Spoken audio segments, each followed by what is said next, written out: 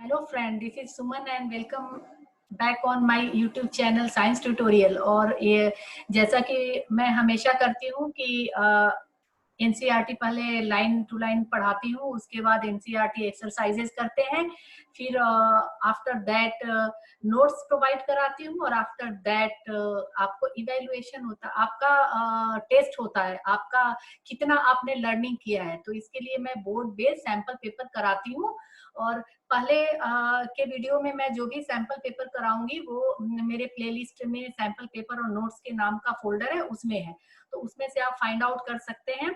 और sample paper का ये सेट 1 है। सेट 1 मैं अभी दे रही हूँ। सेट 2 मैं आफ्टर प्री बोर्ड मीन्स अक्टूबर और नवंबर के आसपास में रिलीज करूंगी, और हो सके तो सेट 3 भी फिर आपके लिए मैं रिलीज करूँ उसके बाद। तो और मेरी रिक्वेस्ट है कि अगर आप सैंपल पेपर वाला फोल्डर ओपन करते हैं और आप उसके वीडियोस देख रहे हैं टेस्ट पेपर वाले, तो before this you have to memorise, you have to read all your content of that lesson. मतलब जिस लेसन का आप देख रहे हैं उसका सारा कंटेंट पहले पढ़ के ही आप कंप्यूटर या मोबाइल के सामने बैठेंगे, और अपना आप खुद अपना टेस्ट करेंगे कि अभी आपको कितने प्रिपरेशन की जरूरत है। क्योंकि जब आंसर बताती हूँ उसमें फ्रैक्शन ऑफ सेकेंड का टाइम होता है, तो आप उतनी देर में आंसर सोच पा रहे हैं या नहीं।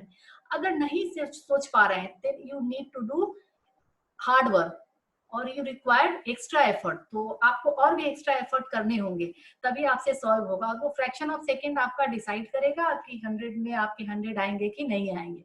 तो आप उसके लिए सबसे पहले कंटेंट पढ़िए, मेरे वीडियोस देखने हैं वो देखिए, एनसीईआरटी पढ़िए, नोट्स जरूर पढ़िए और तब आइए। और इसमें एप्लीकेशन बेस्ड क्वेश्चंस भी होंगे, उसके लिए आपको अपना जो है कॉमन सेंस लगाना पड़ेगा। तो इन चीजों का आप ध्यान रखेंगे।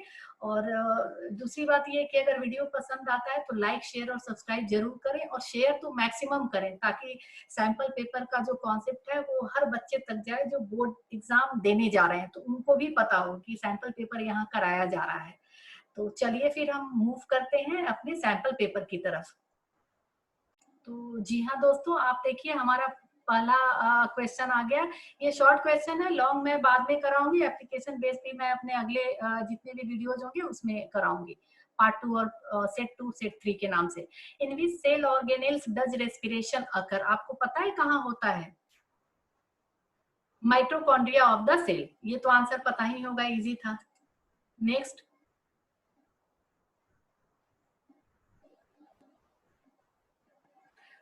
why carbon dioxide is mostly transported in a dissolved form? Answer बताइए। Carbon dioxide is more soluble in water than oxygen, इसीलिए तो जो एक्वेटिक जो एनिमल्स होते हैं उनमें ऑक्सीजन जब कम होता है वाटर में, तो इस वजह से वो बहुत जल्दी रेस्पिरेशन ब्रीदिंग रेट अपनी बढ़ाते हैं। तो कार्बन डाइऑक्साइड जो है ज्यादा वाटर में सॉल्युबल है, इसीलिए ये सॉल्युबल फॉर्म में ट्रांसपोर्ट हो रहा है। Enlist the site of synthesis and storage of bile, liver का याद है? चलिए, साइट ऑफ सिंथेसिस लीवर और site of storage gall bladder में टेम्परली जो है वो स्टोर होता है। If salivary amylase is lacking in saliva, which event in mouth cavity will be affected? जब वहां पे स्टार्च का ये स्टार्च जो सैलिवरी एमाइलेज जो है स्टार्च पे काम करके थोड़ा सा स्मॉल पार्ट में उसको डिवाइड करता है, तो वो काम हमारा रुक जाएगा। तो starch breaking down into sugar. If salivary lacking in the saliva, which event in the mouth cavity will be affected? हाँ, यही जो मैंने बताया, स्टार्च जो है ब्रेक डाउन होना वहां स्टार्ट नहीं होगा। Define photolysis. फोटोलिसिस क्या है? फोटोलिसिस मतलब phenomenon breaking down of water molecule in the presence of sunlight. Solar energy absorb करके उसको केमिकल एनर्जी में कन्वर्ट करके, आप याद कीजिए मेरा जो कंटेंट है, जो वीडियोस मैंने पीछे अपलोड किए उसमें दिखाया कि क्लोरोफिल का काम है सनलाइट को लेना, उसके बाद फोटोलिटिक कराना, मतलब कि वाटर को हाइड्रोजन और ऑक्सीजन में ब्रेक डाउन कराना, इसको फोटोलिटिक बोलते हैं। अगला है, why does lack of oxygen in muscle of a lead to cramp? Among cricketers या किसी भी स्पोर्ट पर्सन या रनर में होता है, क्योंकि this is due to conversion of pyruvate. याद कीजिए आप, नोट्स में भी है और उसमें भी है। पाइरुवेट हमारा जो था साइटोप्लाज्म में पाइरुवेट बना, उसके बाद जो है लैक्टिक एसिड बन गया, क्योंकि अब मसल सेल में आपका ऑक्सीजन नहीं है, एनारोबिकली रेस्पिरेशन हो रहा है। तो इसलिए क्रैम्प आता है। ये आपका एनसीईआरटी में फ्लो चार्ट में भी दिया है। Why do the walls of trachea not collapse when there is a less air in it? ये मैंने अभी आपको नोट्स में भी समझाया है, क्योंकि उसका जो रिंग लाइक स्ट्रक्चर होता है, trachea wall do not collapse when there is less air, it because it is supported by ring of cartilage, और उसको वो कोलैप्स नहीं होने देता है। What is ascent of sap? Ascent of sap आपको है नहीं, बट इसमें है। Absorbed water from the soil also contain dissolved mineral and hence it is called sap। जो वाटर नीचे से आ रहा है उसमें मिनरल भी होता है, हम जो फर्टिलाइजर वगैरह डाल रहे हैं उसका सॉल्युबल फॉर्म होता है मिनरल का, उसको सैप बोलते हैं। This sap moves upward due to transpiration pull. बाकी कॉन्सेप्ट वही है कि ट्रांसपिरेशन पूल में वाटर के साथ वो भी अपवर्ड जाएगा इन द जाइलम, और जाइलम के एलिमेंट से, जाइलम का एलिमेंट आपको याद है ना, ट्रैकिड और जो वेसल्स वगैरह जो था वो उसके थ्रू जाएगा, ठीक है। Thus transportation of sap from root to the leaves at the top is called ascent of sap। What is osmoregulation? Osmotic pressure से osmoregulation is the maintenance of optimal concentration of water and salt in the body fluid। मतलब हमारा salt का concentration optimum होना चाहिए, regulate होना चाहिए, न ज्यादा न कम, तो उसको ऑस्मो रेगुलेशन बोलते हैं। ये सब आप मेमोराइज करिएगा, अच्छे से प्रैक्टिस कर लीजिएगा। Name the chemical which is used to test starch। Iodine. Iodine blue black solution देता है, आपके बहुत स्मॉल है, आप इसको ध्यान रखिए। In photosynthesis which substances are used up which are produced and which are necessary but remain unchanged after reaction?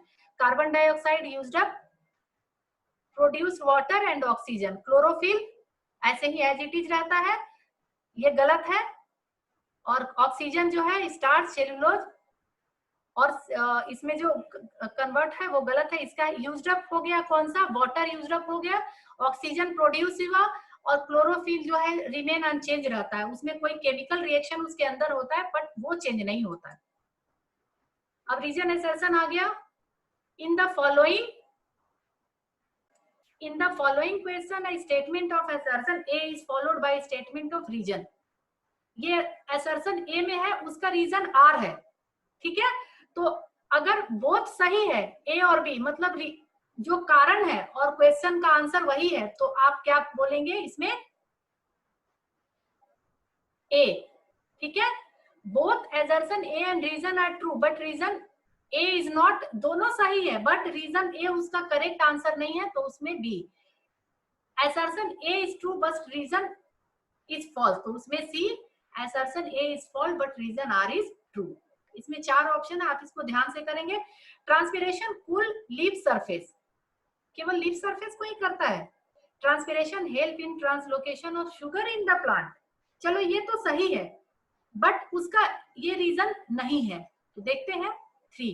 बिल्कुल 3 में क्या था आपका, assertion A is true but reason R is false, ठीक है। इसमें नंबरिंग इन्होंने नहीं दिया है, नंबरिंग ये इनका छूट गया है।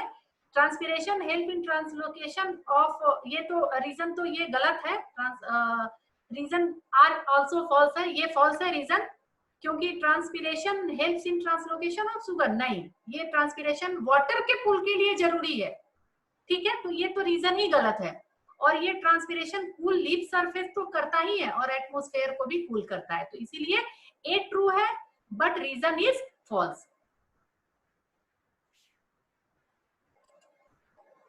इसी तरह आपका अगला है, अगला आपका मैं दिखाती हूं।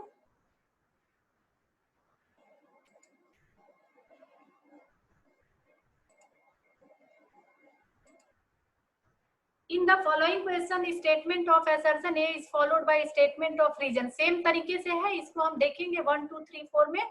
असर्शन क्या है, villi are present on the internal wall of intestine, ठीक है।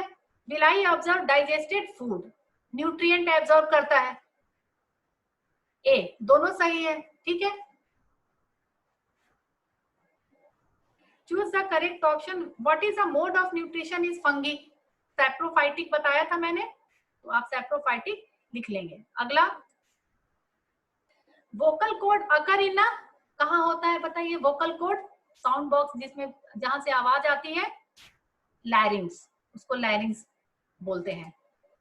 Fill the blank, ultra filtration take place in the, nephron के किस पार्ट में होता है? ग्लोमेरुलस में होता है, अल्ट्रा फिल्ट्रेशन होता है।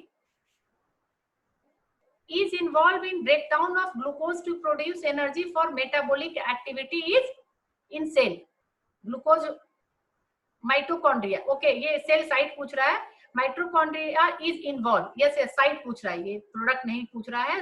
माइटोकॉन्ड्रिया में ग्लूकोज जो एनर्जी प्रोड्यूस करता है सेल के अंदर जहां एरोबिक रेस्पिरेशन होता है। What happened to the glucose present in filtrate when it reaches the proximal convoluted tubules? ये आपके सिलेबस में इतना ज्यादा नहीं है बट देख लेते हैं। The glucose present in the filtrate is absorbed when it reaches to proximal convoluted tubule. Glucose जो है वहां क्या होता है? रीएब्जॉर्ब हो जाता है। मैंने बताया ना कि 180 लीटर पानी लगभग आपको यूरिन से मतलब उस एक्सक्रीटरी सिस्टम से निकलना चाहिए, बट वो रीएब्जॉर्प्शन का काम बहुत ज्यादा है, इसीलिए सारा यूटिलाइज होके 2 या 3 लीटर ही निकलता है। तो यहाँ पे ग्लूकोज जो है क्या हुआ? रीएब्जॉर्ब हो गया, जो कि डायलिसिस वाले पेशेंट जो है रीएब्जॉर्प्शन का काम नहीं कर पाता, इसलिए डायलिसिस इतना सक्सेसफुल नहीं है।